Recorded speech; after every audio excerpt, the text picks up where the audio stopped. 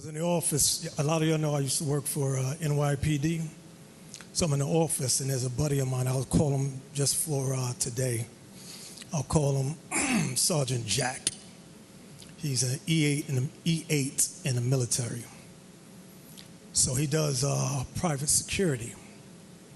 When he's at work, sometime when he's off, he does private security for various organizations. So one day he comes in the office, he says, Israel, he says, let's go out to lunch.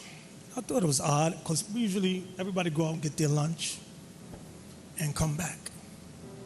I said, I'm going to get my lunch later. He says, no, I need to talk to you now. It's just a little important. I told the deacons the story.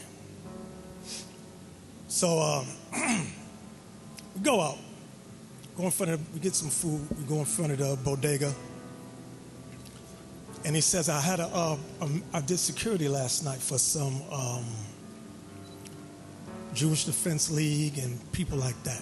He said they had a big meeting about the Israelites. I said, okay. He said, and they had all the game players on there. He said maybe 5 of y'all they were concentrating on.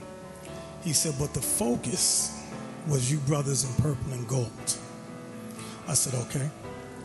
He says, the rest of them, they talked about them, but they saw no real threat assessment.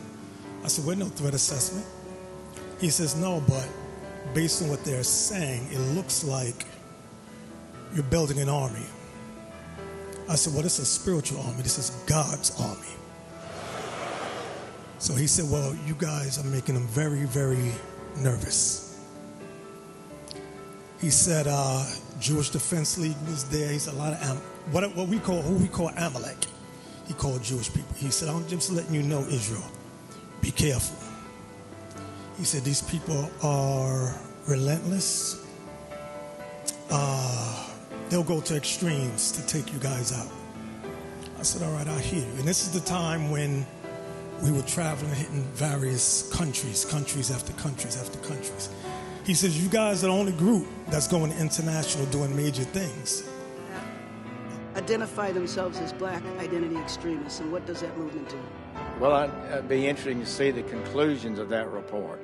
But I'm aware that there are groups that do have an extraordinary commitment to their racial identity, and some have transformed themselves even into violent activists. Again, there were two shooters, a man and a woman. The man is a known member of a group called the Black Hebrew Israelite movement. That group is known to be hostile. He said, I'm just telling you, be careful. He said, they got their eyes on purple and gold.